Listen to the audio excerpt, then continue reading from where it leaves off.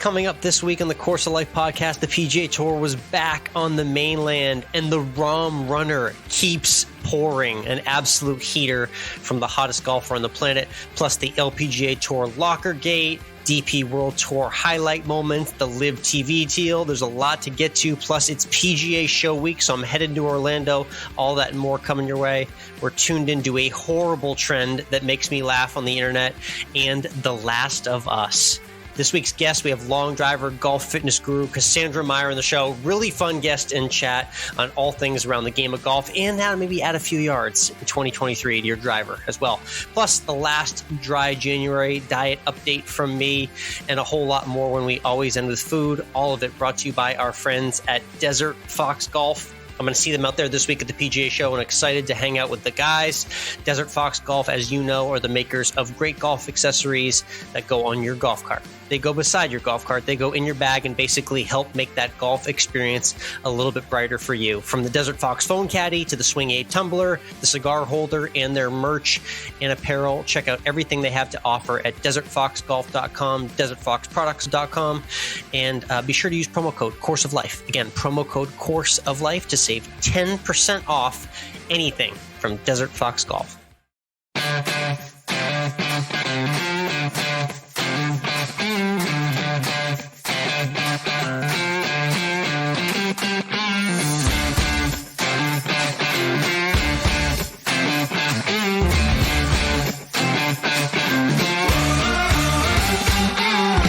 Hello, interwebs, and welcome to Course of Life. We are proud to be presented by our friends at Desert Fox Golf and Voris Golf. I'm Michael, he's Alex.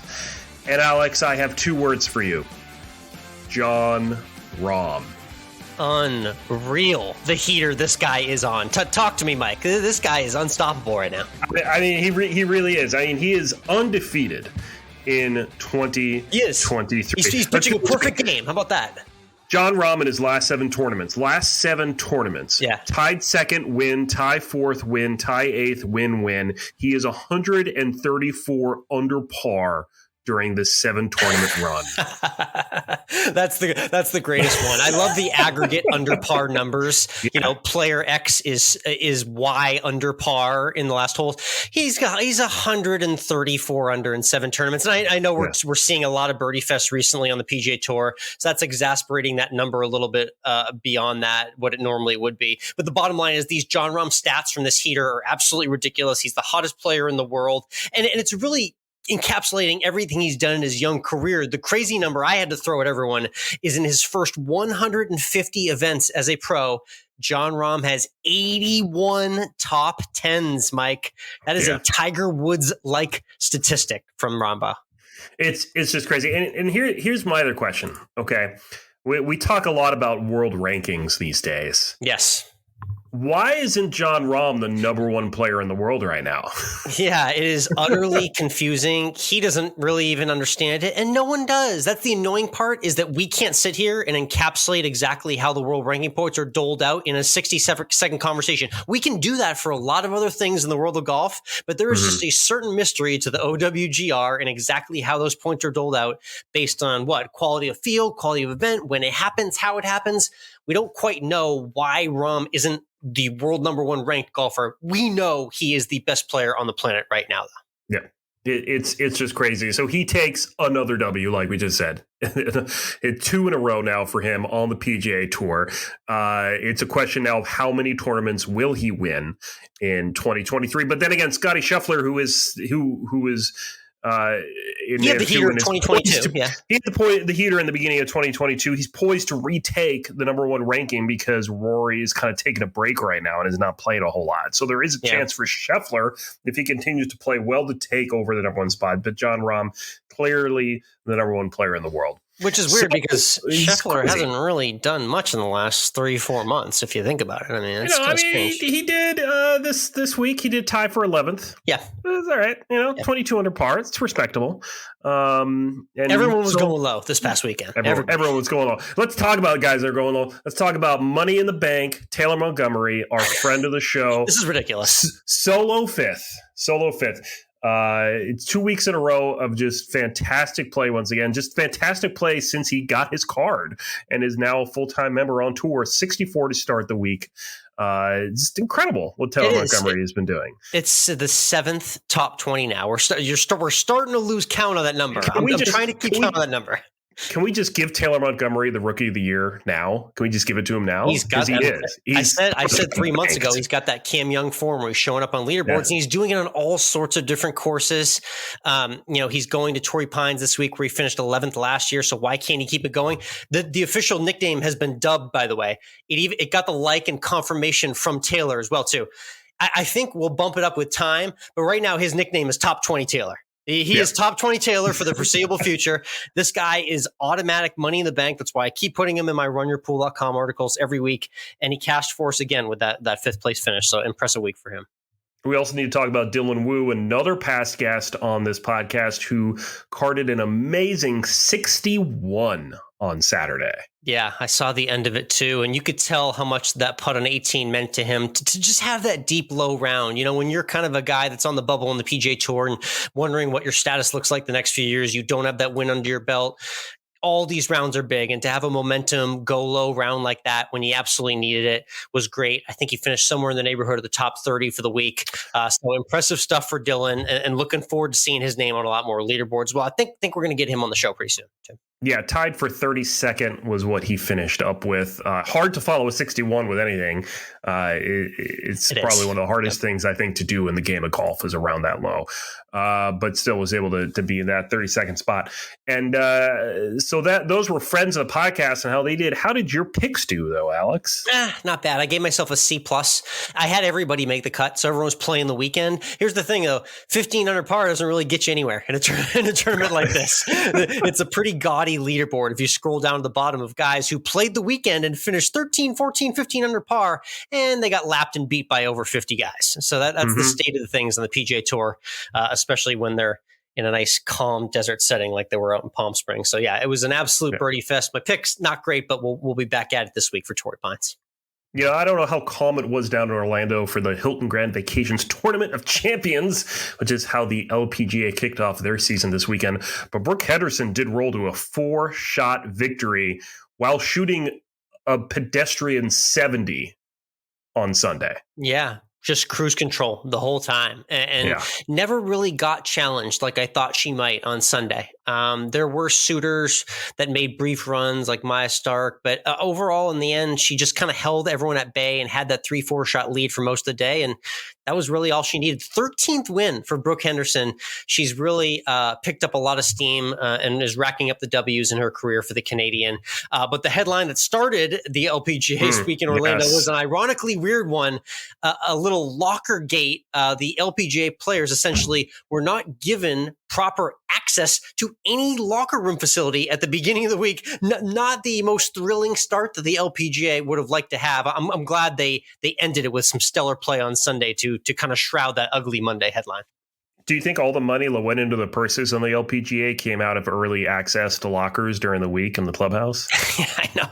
Yeah, I know. It's like you hate to make those jokes, but it's like, geez, guys, we're not cutting the corners here. I mean, this is the grand opener for the LPGA season. Yeah. We're at Lake Nona here. You know, Annika Sorenstam lives like right down the street. You know, we got to set our ladies up a little bit better. So I know that's a mistake that's not going to be made again. And the ultimate double standard that rung through the media, which I will say out loud too, is Mike, there's no way in any world this would ever happen at a PGA Tour event. That's the unfortunate part of this headline. Yeah.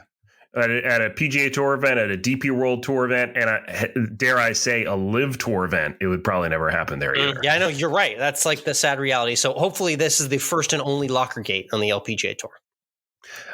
Over on the DP World Tour, they were still in Abu Dhabi for the HSBC Championship, where a Frenchman, Alex. Yes. A Frenchman. Golf. We all know like golf is for the French. Inside long-running joke here on this podcast. Yep. Victor Perez was able to take a W on an amazingly drama-filled Sunday with a bunker birdie on 17 for Victor Perez. Absurd. It's an incredible shot.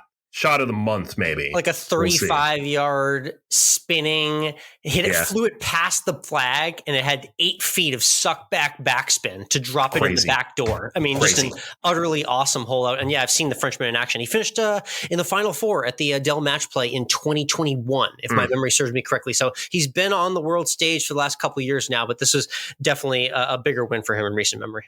Yeah, the only thing that maybe would have beat his bunker birdie there on 17 was Min Woo Lee's almost eagle on 18, which was only a couple inches away, which gave Victor Perez the W. I did see that. It's funny. I was flipping back and forth and I missed the eagle attempt. But then 5 seconds later, I saw Victor Perez with like a really extended hug with his girlfriend. I was like, why was Victor Perez sweating this out? I'm confused. And then I saw the replay of Min Woo Lee's shot. I was like, holy crap. He almost got sucked out big time there on that eagle. I think, honestly, if that eagle had gone in for the playoff, if I were Victor Perez, I wouldn't have been able to recover from that. That would have been backbreaking for me. It would have been, if he did recover and still win the playoff, it would have been just an amazing moment for him anyway. But still gets the W. Great win for him there. So that's how the DP World Tour goes. Let's talk about LIV Golf, because why not? It's 2023. Did you know now, Alex, you can watch them on television? Now, the problem this year is that you're going to need to keep in mind that you're not going to be able to flip back and forth between LIV Golf and, say, reruns of Charmed, because it's on the CW. Oh, no.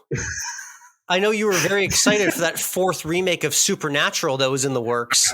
And I know you're such a big Seventh Heaven fan from back in the day. So this is going to really ruin your TV watching schedule, I can tell. Really. It really is on the weekends, because you know that I have... it's all I watch on cable. Yeah, Mike, it's always been, growing up, it was always Dawson's Creek, One Tree Hill, and Seventh Heaven for Mike. He's just a sucker for the drama. Sure. So yeah, the LIV Golf drama may actually fit in nicely with all the teenage drama on the CW network. How about that for a spin? Yeah. I mean, the only thing is that I don't actually have cable. I have an antenna. I think I get the CW. I don't even know. By the way, shout out to Greg Norman. A lot of antenna people are going to get the CW in their local market. So like I will knock the CW deal for the rest of time, but actually a lot of households can physically get the CW on their TV. It's just a question of how many you're actually going to watch LIV Golf. It's how many you're going to watch. Here's my other question, and this is maybe a little different thing because of the shotgun style star in LIV Golf. They maybe have a better idea of how long it's actually going to take to televise the tournament, because you don't really know how long, on the PGA Tour, you say 4-hour round, but it's really like a 6-hour round. It can be. So, because I believe this is a purchase time as opposed to, so I'm assuming they have hard outs at the end of their time. They very well could, and they're going to send you to streaming, and they're going to say, if you want the 18th hole, head to livegolf.com for the compelling finish of this event. In the meantime, here's your 58th episode of One Tree Hill. So. That's right. One Tree Hill is up next. Thank you for tuning in to LIV Golf. So I think that's what the future holds. It's going to be funny to watch. The funny little context asterisk is still app only for the Friday rounds. You're just going to see the weekends on the physical CW TV network for LIV Golf. I mean, but hey, they're, as Greg Norman said, now for the first full year of this league, they have a TV deal. So yeah, I know. Greg Norman, everything, they're thriving, right? And is this really a TV deal, or is this a media buy? Because it's a media buy. Well put. So, well put, Mike. Yeah, yes. Let's put it how it is. Speaking of media buys and just everything that happens in the world of golf, the PGA Show starts this week in Orlando. Right now. It's right now. Right now. It's literally happening as you listen to this. And the guy on the other end of the microphone, Alex, is going to be at the PGA Show. You have, 30 or 40 different interviews lined up right now for all the different people you're going to see there. 60, 100 different interviews. And that's just for day one. 1 million interviews for the entire week. It's tons of interviews. It is. It's the Super Bowl of golf business, Mike. That's what it is. So everyone's on display. You get to see all the new manufacturers. I was there last year and had a great time. Honestly, I think last year was a bit of a toned down PGA Show in terms of the vendor count that was there. So this should be the full effect. Last year was pretty epic. So if that wasn't even the full effect, I'm excited to see what's in store.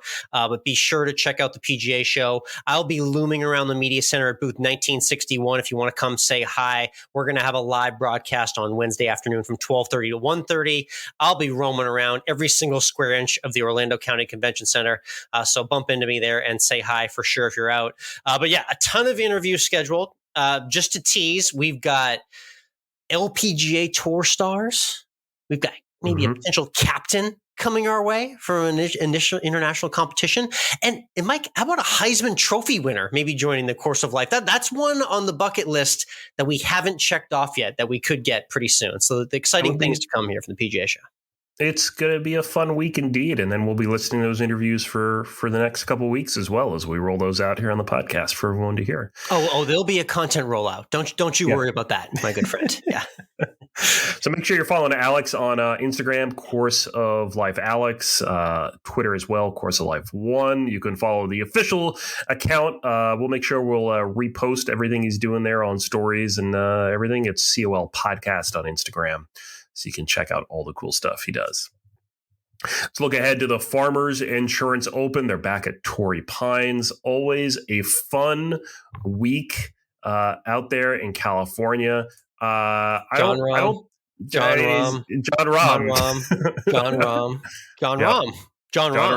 There you go.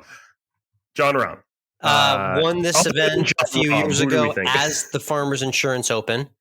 Won this event as the U.S. Open for his first major champion, and he's the hottest golfer in the world, and he's a gazillion under par in his last 7 events, as you quite eloquently put at the top of this podcast. Yep. So how in the world do you pick around Jon Rahm this week? He's 4-1, 4-1 odds to win. Lowest favorite in recent memory, maybe like Tiger Rory type odds to win this event, Mike. How in the world do you pick anyone but Jon Rahm this week? How do you do it? Taylor Montgomery. There you go. See, if you and that's a perfect tease. If you check out my runyourpool.com preview, you will see I've got Montgomery picked, and I've got 5 other names not named Jon Rahm that I do like this week. So I made my best effort to pick around Jon Rahm. He's coming in at such low odds, Mike. There's almost not even any value to bet on Jon Rahm to win this week. That's how low the odds are on him. Do you want to win or do you want to make money?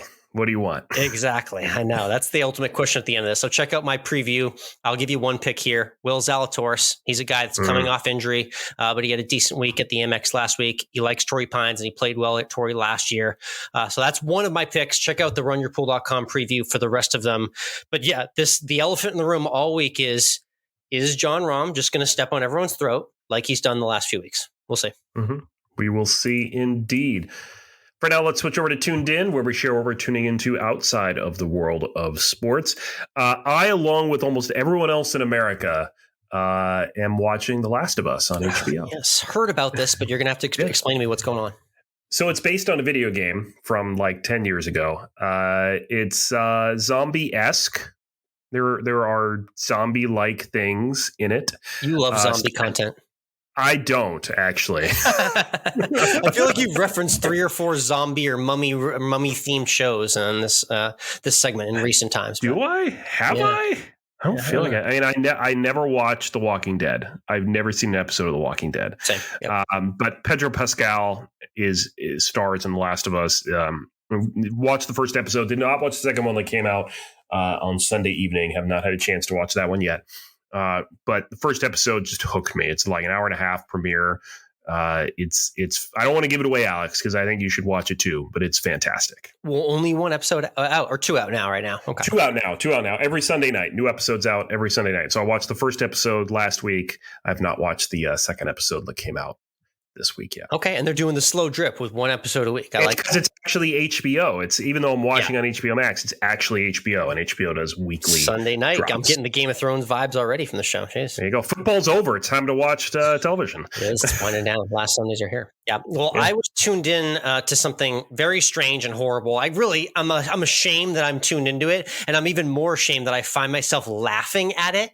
I just tagged you before we hopped on at COL Podcast on this alarming trend that's going around social media. But basically, the trend is you just go up with your phone recording to a family member of yours, whether it be a partner, a sibling, a wife who's unsuspecting, a mother, father, and you basically just tell them that their favorite celebrity, who's still very much alive, is dead, and you get their shocked reaction. Now, for some reason, as horrible as this sounds and as mean and decrepit as this content is, I find myself laughing at the video. So we're going to repost it at COL Podcast this week. We'll put some clips up so you can see for yourself.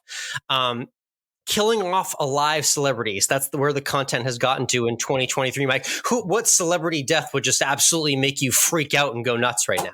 Yeah. Well, I don't know if I would freak out and go nuts, but the one that would maybe be the most distressing. We're talking about like anybody. Celebrity. Anybody. So I mean, the picture of daughter going up to her mom and saying Taylor Swift dead at 33. Like no one was off limits. That would be odd.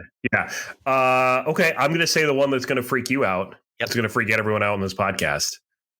Tiger Woods. Oh, whoa. Okay. You went right to golf. I was still thinking celebrities. Wow. You just scared me by going to a new angle there. Wow. Okay. He's a celebrity. Oh yeah. Yeah. You went right to golf. I love that. Okay. Yeah. Yeah. What mine for you I had was Taika Waititi dead at 47. Yep. That would I hate to do this. I don't like doing this. Trust me. This is just the content I'm seeing on the internet. I'm just reporting the news out here, people. We don't want these things to happen. But this is where Instagram's gone in the modern day era. So.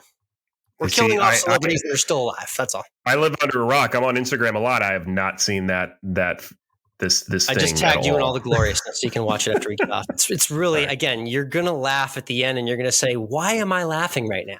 I don't know, but I'm laughing. We'll see. We'll see if I do or not. We'll see what happens. But for now, let's go ahead and get into this week's guest. We've had long drivers on this podcast in the past. Yes, Alex. we have. Yep. And we've had golf Instagram influencers on this podcast before as well. Maybe not both at the same time, though. And now we have one that does both, Cassandra Meyer, who's will give us her incredible story of going from the game of golf to doing World Drive, and just being a celebrity really in the world of Instagram. Yeah, and she's actually based in the Orlando area and has an unbelievable swing, which we'll get more to in the conversation. And I would trade my swing in a half a second for Cassandra's, but a very interesting path of hers through the game of golf, how she trains, her competitions, and some tips out there if you need an extra few yards on the driver in 2023 as well. And before we get to that conversation with Cassandra, let's talk about our friends at Voris Golf. If you didn't hear last week's episode, we chatted with a different Alex, not this Alex, but a different Alex, who's actually the founder of Voris Golf, who let us know that Voris is actually German for advancement.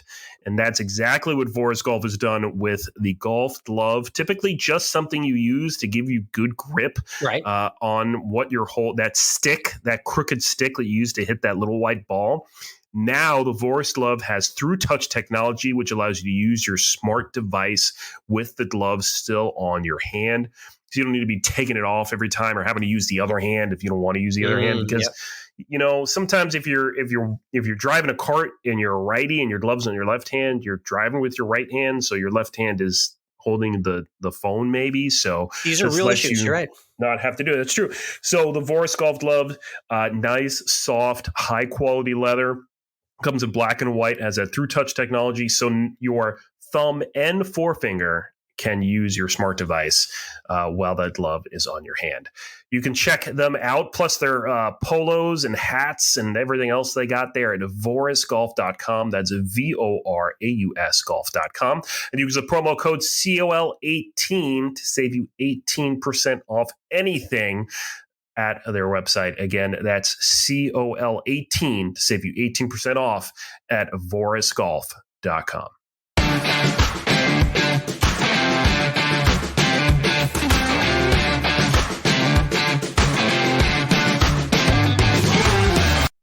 Next up on the tee, she's a former pro golfer turned long driver that is regularly testing the back nets at Topgolf. It's Cassandra Meyer joining us on the Course of Life. Cassandra, how are you doing this evening? I'm doing good. Thank you so much for having me. Absolutely. It's great to have you on the Course of Life.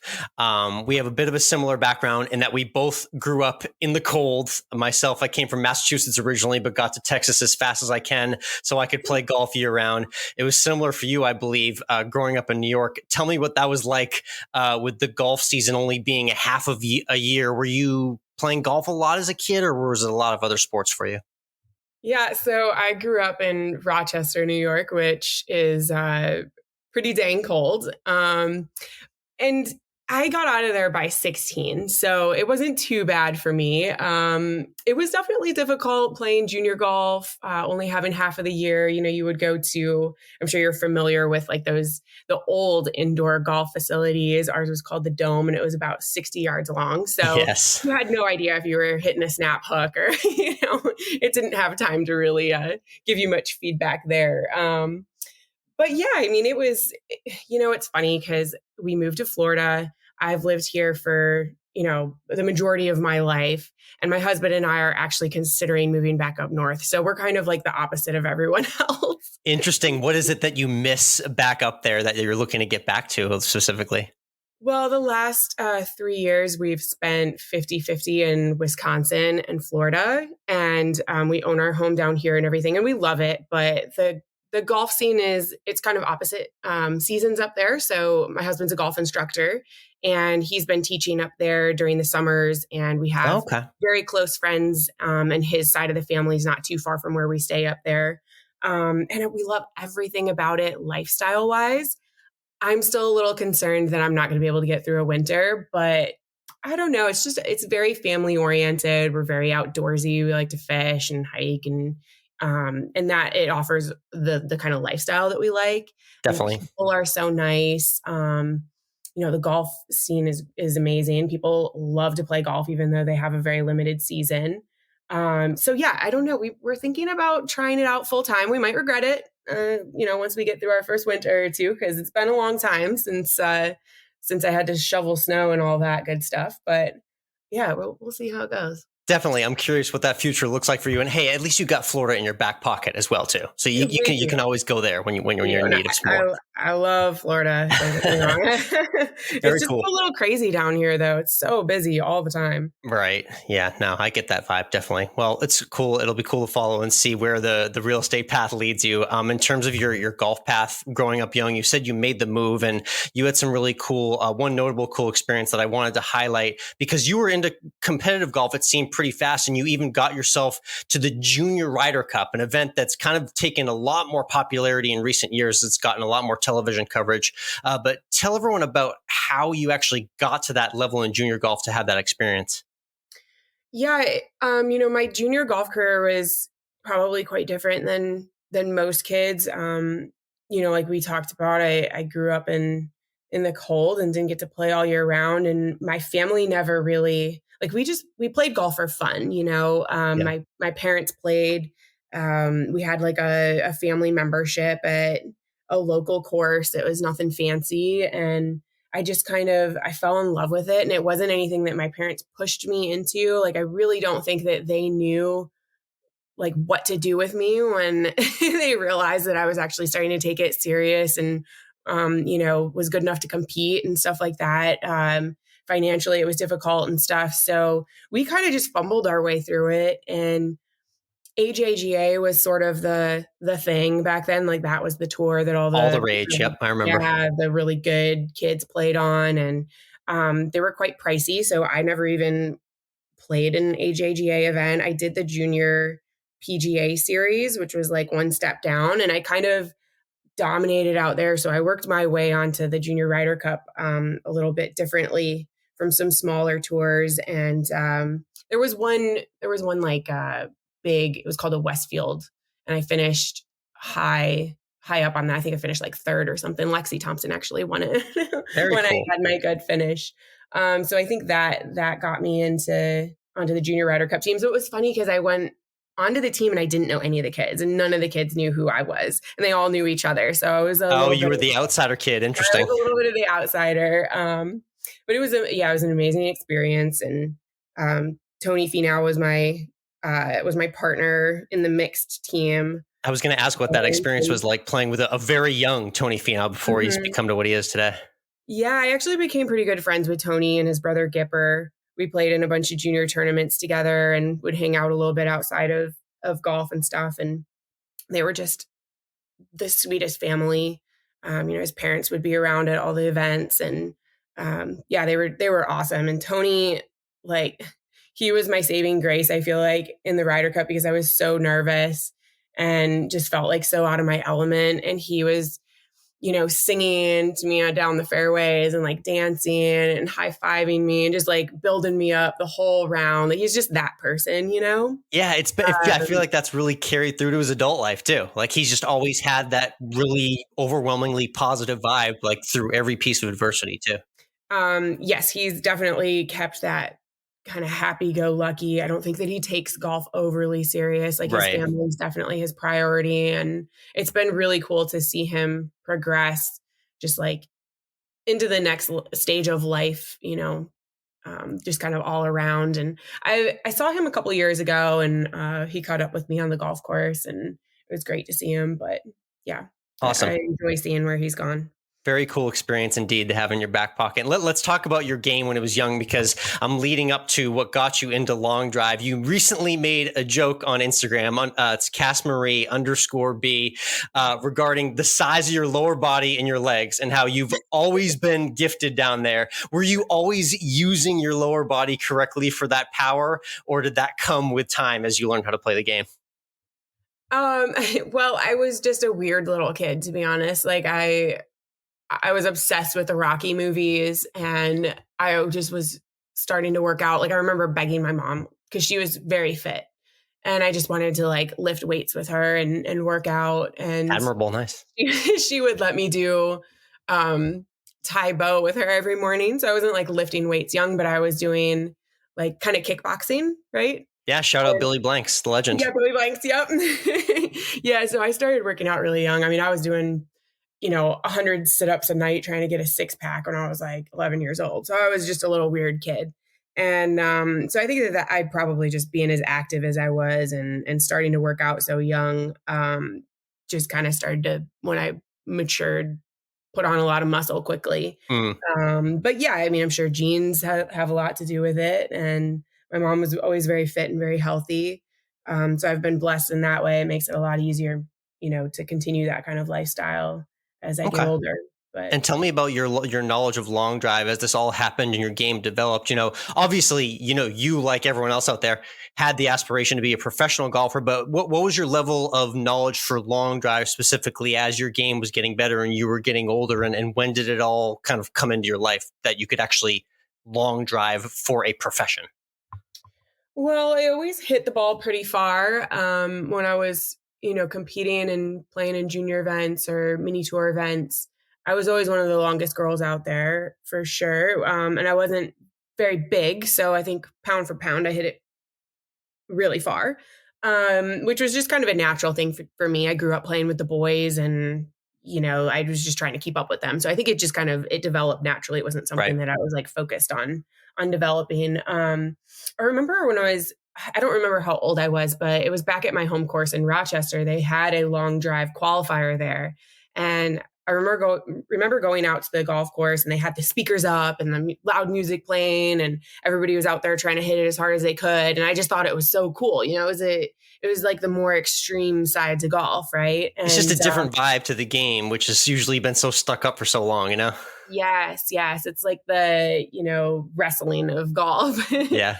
And these big personalities and everything. So that was my first introduction to it. And the guys that were running the qualifier, I remember they were trying to get me to come out and because I think I was practicing on the range at the time. They were trying to get me to qualify. And I was like, well, I'm trying to play golf. Like, I don't want to mess up my swing. And, I was just a kid and whatever. So that kind of stuck in my mind. And then, fast forward however many years, my husband was coaching Tim Burke for a little while, and he obviously has won a couple of the belts.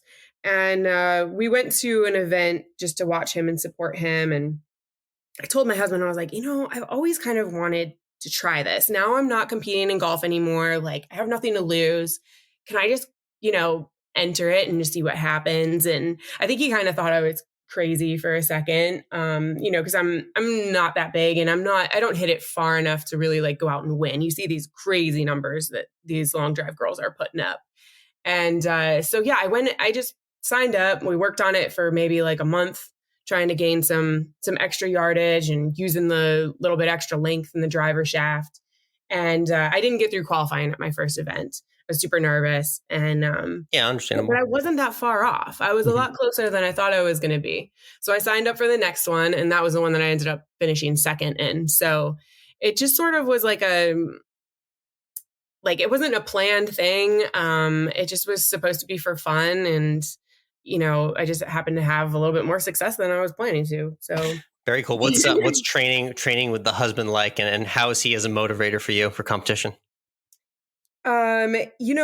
We have a really good relationship in that way. I feel like a lot of husband and wives cannot like work together in that way, right? It's not an easy dynamic. That's why I was asking. Yeah, I was like, me and my wife both work from home, but we're a hallway apart for sure. So yeah, I think we knew each other for like 7 years before we ever started dating, and so I knew him. We worked together at a golf academy.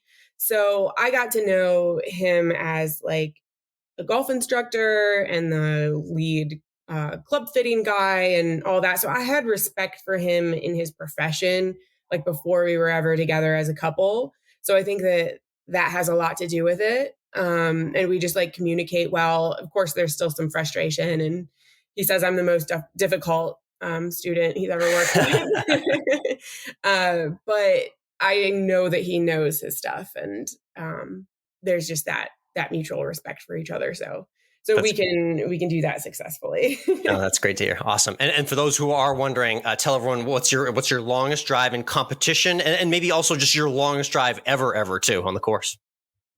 I don't know what my longest drive ever is. I'm sure it's downhill, downwind, hitting a cart path or whatever. It's way longer, but my longest drive in competition in like normal conditions is 325. So that's like a legit 325.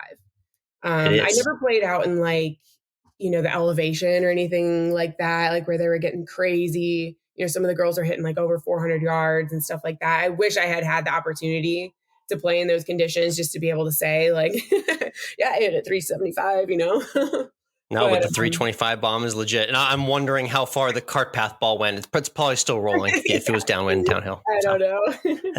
Very cool. Again, it's Cassandra Meyer joining us, CassMarie_B on Instagram. Let's get to some golf and fitness related questions for our audience out there. You're a great person to ask about these. We're gonna call it Class with Cass. Okay. And let's ask a few different questions from golfers out there, and start first with the golfer who is always complaining about being rusty. They need holes to loosen up, and they're just not getting off to good starts in the round. They're aching, and they got pains all through the front nine.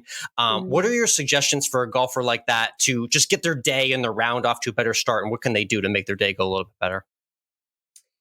I mean, obviously, just warming up before you even leave the house. I think foam rolling is really great for that. Just to kind of warm up and get the blood flowing. I play with some middle-aged, like older guys, and it amazes me that they just go straight to the range, don't do a single stretch. Yikes. Straight into a full swing.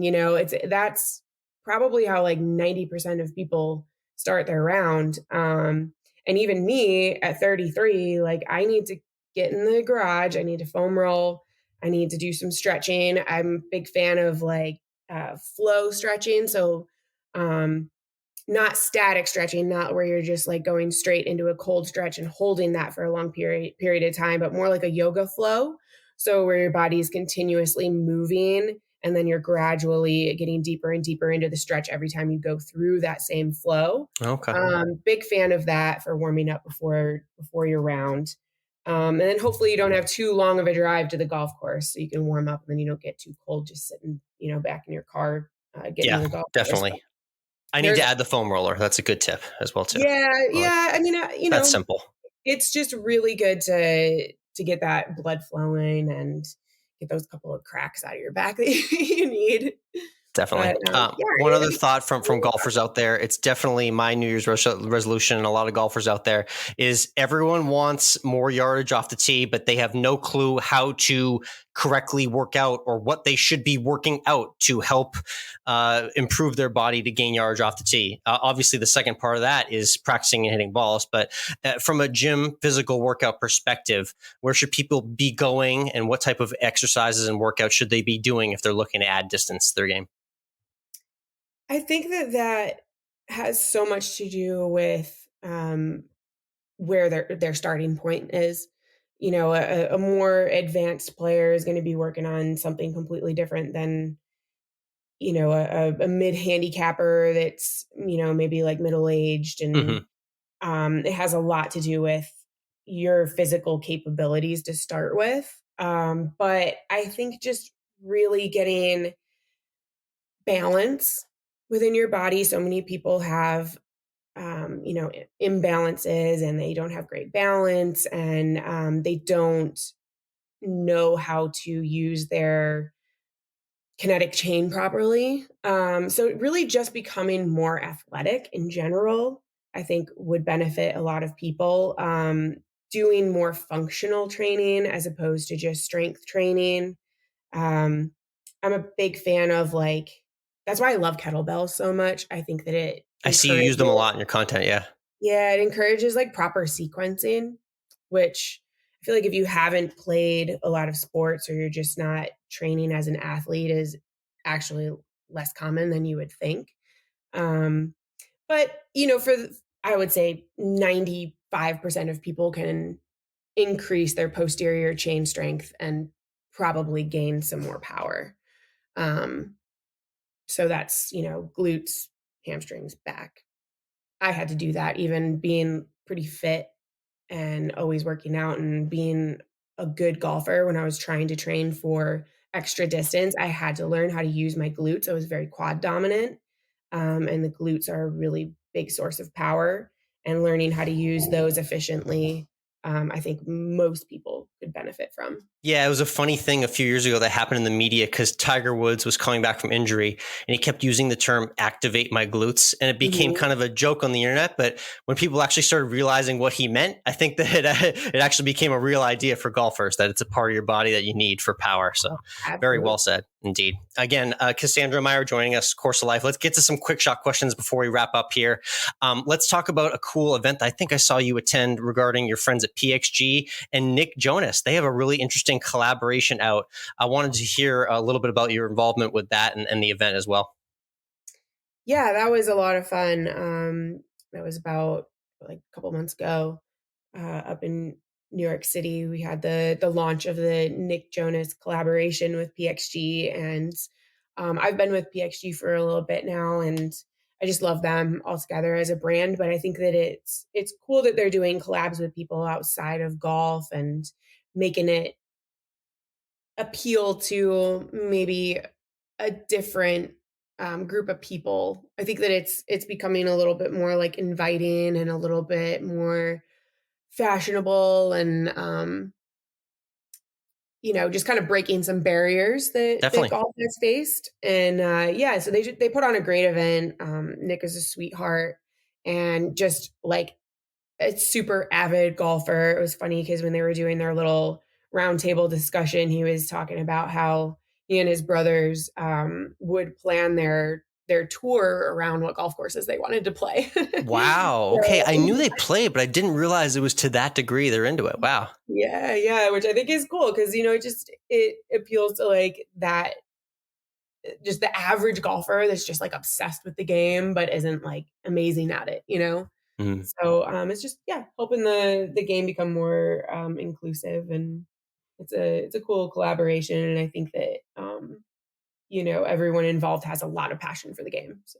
Yeah, very, very true indeed. One other brand that we love that's super inclusive to all sorts of golfers is Topgolf. And I know you love having a lot of Topgolf fun. You recently put together a really funny clip with another guest who's been on the show, and Tisha Aylen. You as Tisha or Tisha as you, what was the verdict on who did the better impression of one another? It was pretty 50-50. I have to say, I think we both nailed it. But yeah, Topgolf is amazing. That is a relationship that, I've gotten to be a part of, thanks to my management company, Digital Golf Collective. They have a great relationship with Topgolf, and it's just an awesome brand. And everyone that works for that brand has been extremely welcoming and just a lot of fun. So I've done a couple of the Topgolf retreats, with other DGC. I saw that. Did you go to the one in Lake Tahoe recently? Yeah, I did Tahoe, and then the year before we did Vegas. So 2 really, really fun trips. And yeah, I just like that whole team, the DGC and the Topgolf team, like you cannot possibly have more fun with. They're the best. I'm curious on the spot, favorite Topgolf location, but I'm taking Vegas out. So no Vegas. What's your favorite Topgolf location? I've actually only been to the Orlando one, the Vegas one, and the Tahoe one. So I can't really, I would say, obviously, the Vegas one, obviously. I think the Orlando one is a lot of fun. It is hopping there. Like it is always busy, but I haven't really had the opportunity to go to many more. So that's probably not a real fair question to ask me. Okay. Yeah, no, well, I'll have to check out the Orlando one during PGA Show week, but add it to your list. Maybe Albuquerque, Phoenix for some sleeper ones I liked a lot out on the West Coast. I definitely need to get out there more often. Everyone's always like, where do I play in Arizona? I'm like, man, I wish I could tell you because I want to know too. One other fun clip you did on your Instagram was the Beverage Cart Chronicles. Hilarious reel on all of the most annoying things that the beverage cart girl hears and receives from the golfers out on the course. What's like the worst, most annoying, cringiest line that you could think of out there? Well, I don't know if most people know that I did that because I worked on the beverage cart for 7 years. So I figured you had some experience because you nailed the role there. Yeah, that helped pay for my golf. I'm not sure that I can say some of the cringiest ones on here, but I will tell you that part of that reel was based on true events, and that was the part where the guy said they were ordering some shots. Right, this was a tournament, and they were playing in a scramble.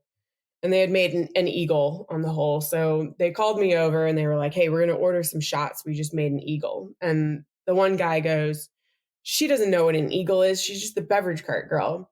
And I said, okay.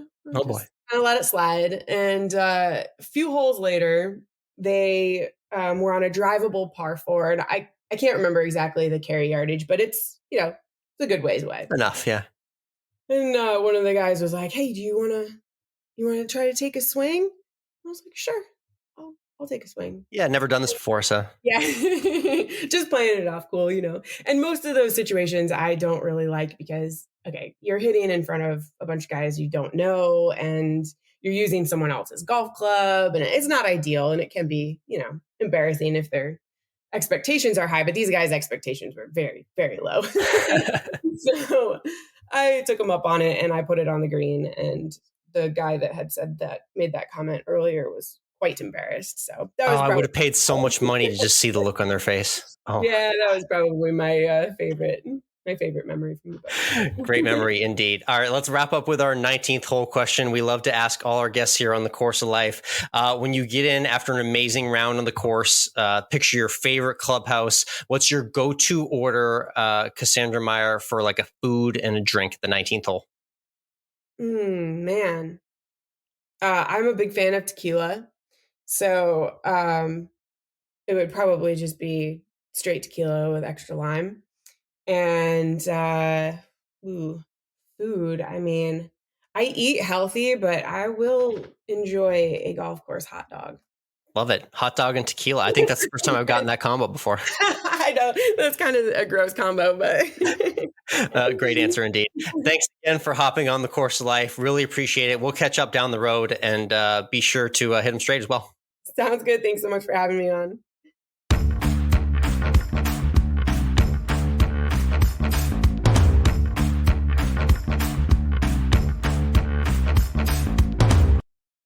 And we're back. Great chat there with Cassandra.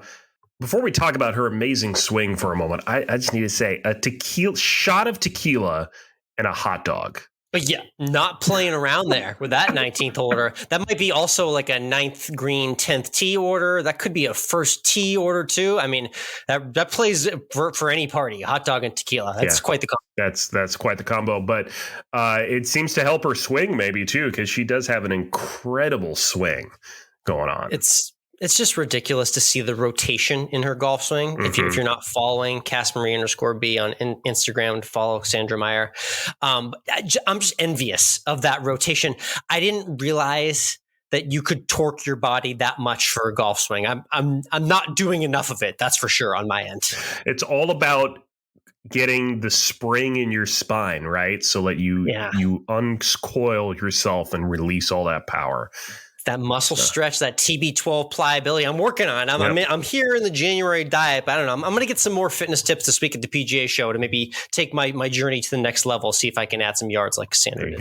There you go. And if you like that chat with Cassandra, plus everything else we do here on the podcast, make sure you punch that subscribe button. Give us a rating on the podcast app you're using. Follow us on Instagram, COL Podcast, Course of Life, Alex, and MWRINC. We're on Twitter, Course of Life 1 and MWRINC. And it's you can follow our food stuff too on Always End with Food on Instagram. That's you right. can see cool food stuff there. We'll talk that toward the end, at the end, because we end with it. But for now, let's talk football.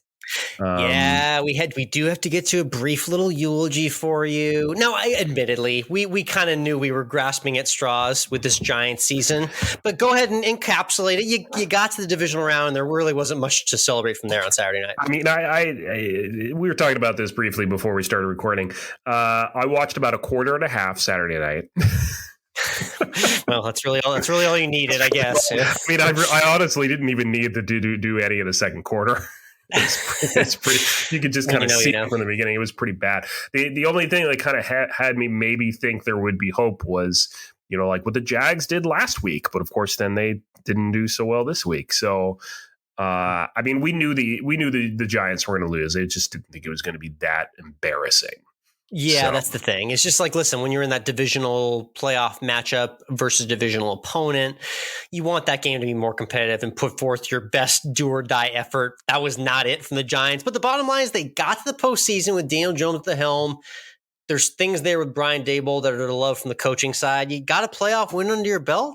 Now is that interesting point that we talked about a year or two ago, and you said it here on this podcast, where Daniel Jones is going to do something to surprise us, and we're going to be left between a rock and a hard place with his future as the quarterback. So we'll see what happens from there with the G-Man. I mean, my honest answer is I think you stick with Daniel Jones at this point. And wow. It's a question of what pieces do you move around and change and add into the team to make them better. There you go. So he got to competent in the last year, 12 to 18 months is basically the report. It's amazing what happens when you have a good coach.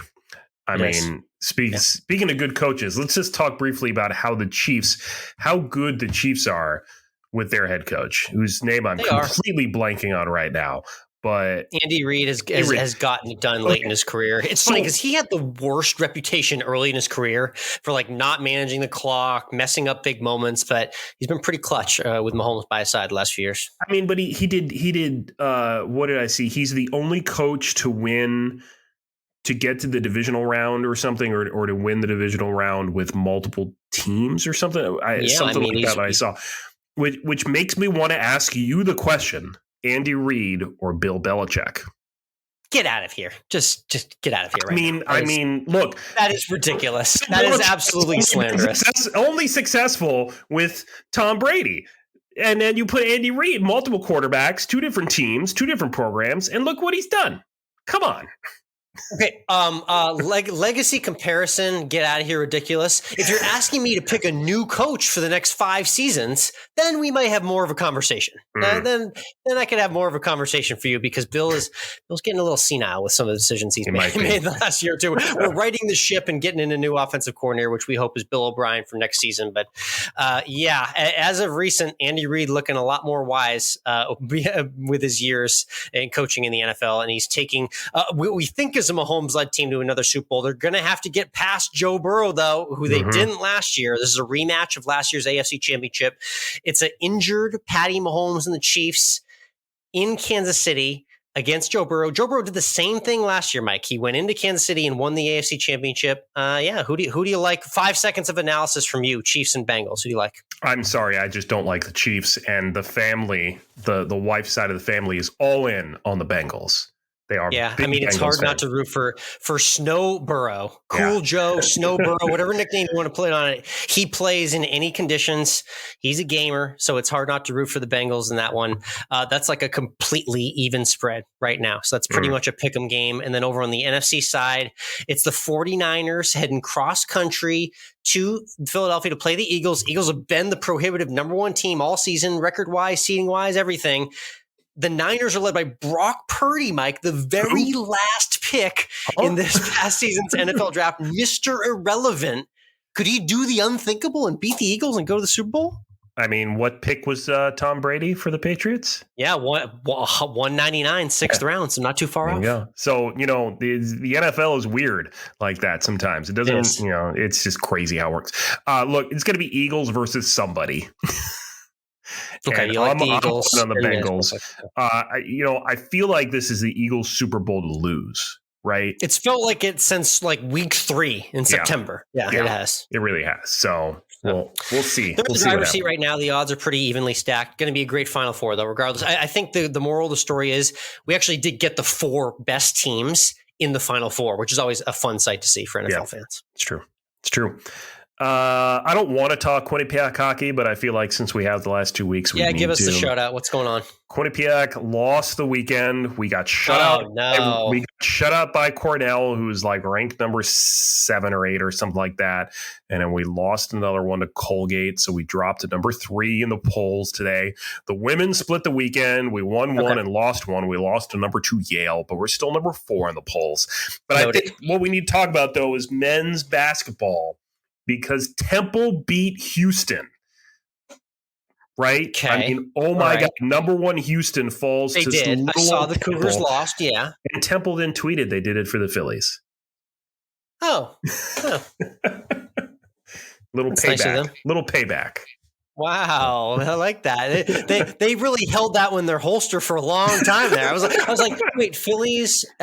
That took me an extra second there. They had that tweet saved from about 3.5 months ago, and they figured there's no better time than right now to fire. So. I mean, would you think that a little school like Temple could go into Houston and win? I'm just more surprised Houston was the number 1 basketball team in the nation. They are, man. Yeah, they're balling. They've got some really good recruits. Shout out to Marcus Sasser, who I wrote a little article about a couple weeks ago. The Cougars, they're going to be legit, probably 1 or 2 seed when the bracket rolls out in about a month or so. Yeah. Could they be playing Temple in the in March Madness? That would be a funny matchup. Yeah, I like that. Bracket Buster Temple coming soon. Oh man, crazy. Let's hashtag always end with food. Yep, that's right. Like Mike mentioned, at AlwaysEndWithFood on Instagram. If you want to follow along for all our nonsensical food content, that's where we shove it all. January diet update. It's the last week of the full-on sober January diet for me. I'm on the road, so it makes it a little bit trickier. But the one indulgence I had this past weekend was I got to my favorite sushi restaurant. Love going to Ibisu, and I posted the reel at AlwaysEndWithFood. So it was good to have some sushi rolls. And I had maybe the best side of Brussels sprouts. I've been on a Brussels sprouts kick lately. It's a good healthy side to order. Brussels sprouts with the sweet Thai chili sauce at a sushi restaurant. Yeah. That's like maybe the new move for a lot of people out there who haven't had that before. So I highly recommend that. Whenever you come to Savannah, we're going to go get smoked Brussels sprouts with a molasses and bacon. I will. Review coming soon. Just fantastic. Screw the diet because that ended January 2nd for me. Yeah, you took that out real fast. Yeah. How many Asian supermarkets do you go to? Because I just love going. I've been to a couple. It's been a while. There's one about 3-4 miles down the road from me, and it's always just a fun way to kill like 30 to 60 minutes if you're in the area because you never know what you're going to see in there. No, and there's one here that I finally discovered right in the middle of downtown Savannah. And it is, you walk in, it actually looks like kind of odd because first you're greeted with giant sacks of rice, which is how you're at a good nice Asian supermarket. and you got to walk around through the back door to get to the aisle that's like 12 feet of soy sauce, 12 feet of different hot oils, 30 feet of dried noodles. And it's just like a whole walk-in cooler with a door on it that says, produce cooler, come in and get something, where it's just nothing but produce in there. It's just an incredible place. And prices are just fantastic because they have so much product. They can, it's great. And it's like, why can't these be everywhere? It's just be. I love that. Yes. And I love that they hide the good stuff that they know everyone's after there. And they make you get through the store. It's the same way, like at your local grocery store, they always put the milk and the eggs like in the far corner. Yep. So you have to walk by every single thing to get back there. They know what they're doing. They know what they're doing. Yep. And that's also where you go when you really want to walk. You go to an Asian supermarket and you buy like a $15 walk. That's where you really go.